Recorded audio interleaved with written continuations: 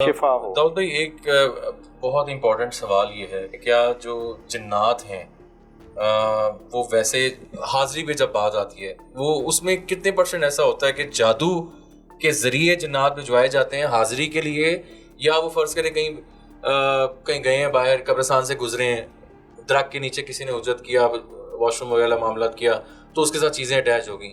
اس چیز کو کس طرح دیکھتے ہیں کہ جادو جب کسی پہ کیا جاتا ہے، کروایا جاتا ہے، کہ کیا وہ پھر جنات بھجوائے جاتے ہیں حاضری کے لیے یا صرف بیمار کرنے کے لیے ہوتے ہیں موسٹلی؟ دیکھو دونوں طریقے ہوتے ہیں۔ اچھا، جنات جب بندہ رستے میں جا رہا ہو یا بیابان یا قبرستانوں میں جاتا ہے تو جنات کا اثر تب بھی ہو جاتا ہے۔ اچھا، جو لوگ حفاظت کی دعائیں پڑھ کے نہیں جاتے تب بھی ہو جاتا ہے یہ، اور اللہ کے چاہنے سے ہوتا ہے۔ اور دوسری بات جو آپ نے کہ کیا بھجوائے جاتے ہیں، تو بھائی بھجوائے جاتے ہیں موسٹلی اور عمل کیے جاتے ہیں۔ عمل کے ذریعے مریض کو ٹارگٹ کیا جاتا ہے، ٹھیک ہے، اور مریض کو ٹارگٹ کر کے اس کے لیے پڑھا جاتا ہے۔ میں پھر بار بار آپ کو کہتا ہوں کہ جب جادو ہوتا ہے تو جادو میں چیزوں کا استعمال کیا جاتا ہے، سوئیوں کا استعمال کیا جاتا ہے، سوئیوں کے اوپر پڑھ کے پتلوں میں جو ہے وہ لگائی جاتی ہیں، اور لیموں کا استعمال کیا جاتا ہے۔ اب پڑھائی کے ذریعے آپ اس پڑھائی کی کاٹ کرنے کی تو کوشش کرو گے، جو چیزیں آپ کے عمل سے کی گئی ہیں اس کی کاٹ نہیں ہوتی، تو اس کا علاج عملیات سے ہی ہوتا ہے۔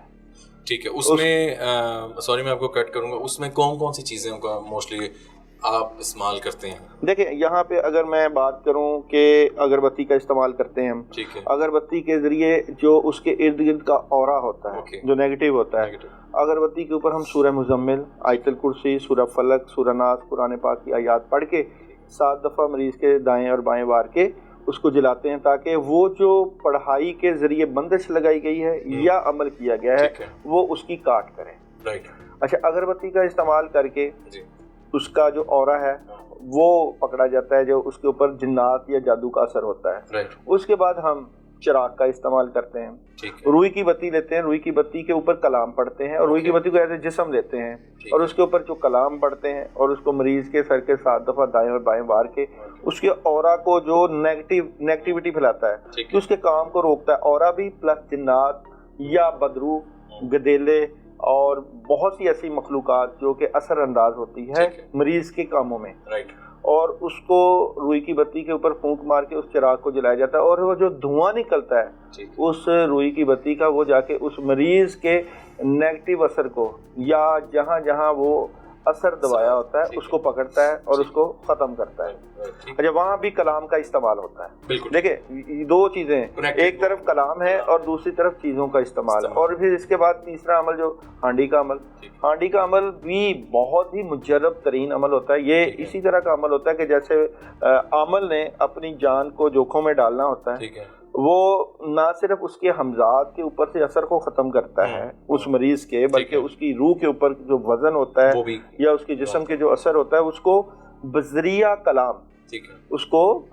کلام پکڑتا ہے، اور پھر وہ عمل کیا جاتا ہے۔ اس میں مریض کے ہی ہاتھ اور پاؤں کے ناخن کا استعمال یا سر کے بالوں کا استعمال کیا جاتا ہے، مگر یہ اس میں وہ جس طرح کہتے ہیں نا جینز میں اثر ہوتا ہے، جینز بندے کے جو ہوتے ہیں، تو وہاں پہ ان چیزوں کا جو ہے وہ استعمال کر کے کلام پڑھ کے اس کو پھر آگ کے ذریعے آگ دی جاتی ہے، اس ہانڈی کو جلایا جاتا ہے۔ تو یہ عملیات میں 3-4 کچھ عملیات ہیں، اس کے علاوہ بھی بیش بہا عملیات ہیں جس میں پانی دم کر کے دینا، پانی کے اوپر قرآنی آیات کا دم کرنا، ورد کرنا۔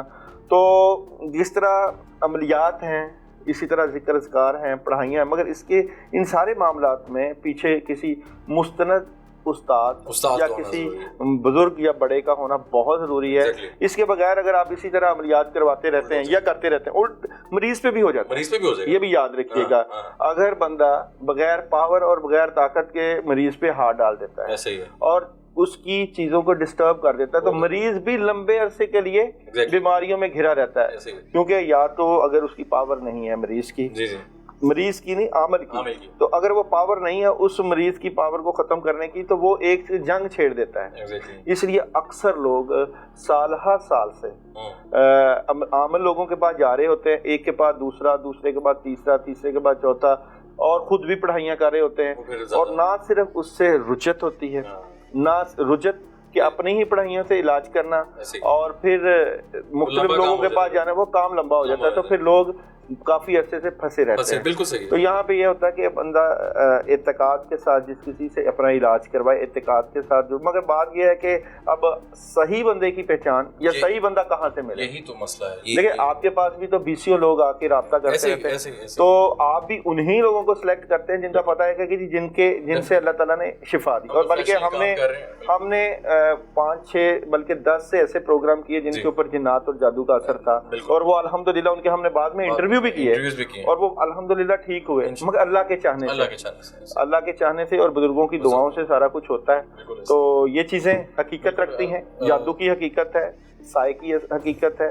اللہ چاہے تو گھر بیٹھے بھی بندے کو مصیبت میں بندہ دوچار ہو جاتا ہے. امال جو بندہ اپنے امال، ایک تو ہوتے بندے کے امال اور ایک طرف اللہ تعالیٰ کی طرف سے امتحان کہ میں بندے کو مشکل میں ڈالوں، تو وہ جو بندہ ہے وہ میری طرف رجوع کرتا ہے کہ نہیں کرتا، میرے سے رابطہ کرتا ہے کہ نہیں، میرے سے مانگتا ہے کہ نہیں. دنیا دارالعمل ہے، تھوڑی سی دنیا ہے، تھوڑی سی زندگی ہے، ختم ہو جائے گی، بعد میں مرنا ہے. اللہ تعالیٰ کو جواب دینی ہے، جواب دہی کہ آپ نے دنیا میں جب کبھی مشکل آئی، پریشانی آئی تو آپ نے اللہ تعالیٰ سے رجوع کیا، اللہ تعالیٰ سے مدد لی.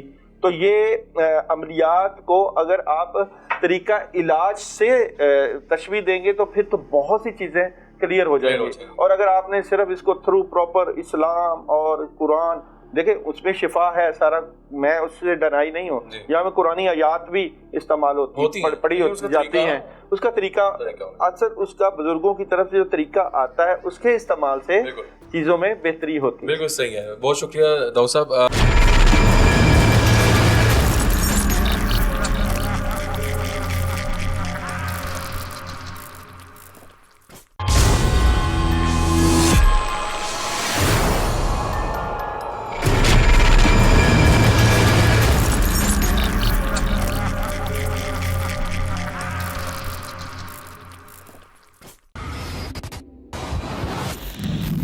کالا جادو کیا ہوتا ہے تو وہ پھر ہندوؤں اور سکھوں کا مڑی اور مسان کا بھی استعمال کرتے ہیں. راستے میں جا رہا ہو یا بیابان یا قبرستانوں میں جاتا ہے تو جنات کا اثر تب بھی ہو جاتا ہے. سوئیوں کا استعمال کیا جاتا ہے، سوئیوں کے اوپر پڑھ کے پتلوں میں جو ہے وہ لگائی جاتی ہیں. اماں جی سن پا رہی ہیں؟ جی ٹھیک ہیں، خیریت سے آپ؟ طبیعت ٹھیک ہے آپ کی؟ چلیں جی، آپ نے پریشان نہیں ہونا. تو ہم ادھر آئے ہوئے ہیں، داؤد صاحب بھی ادھر ہی ہیں. تو طبیعت اپنا تھوڑا سا داؤد بھائی کو بتائیں. ابھی کوئی ایشو تو نہیں ہو رہا آپ کو؟ تکلیف تو نہیں ہے کوئی؟ کتنے عرصے سے آپ اس مسئلے میں سے دچار؟ 10-12 سال ہو گئے. اچھا. تو مجھے ایسا ہوا تھا کہ پہلے نے فیل کیا کہ جیسے میں نماز وغیرہ پڑھتی تو مجھے ایسا لگا کہ کسی چٹکی سی کاٹ لی گئی، کیڑی نہیں وغیرہ ہوتی. تو میں پھر سلام وغیرہ پڑھتی، پھر میں چیک کرتی تھی تو کچھ نہیں ہوتا تھا، اکثر سے ایسے ہوتا تھا.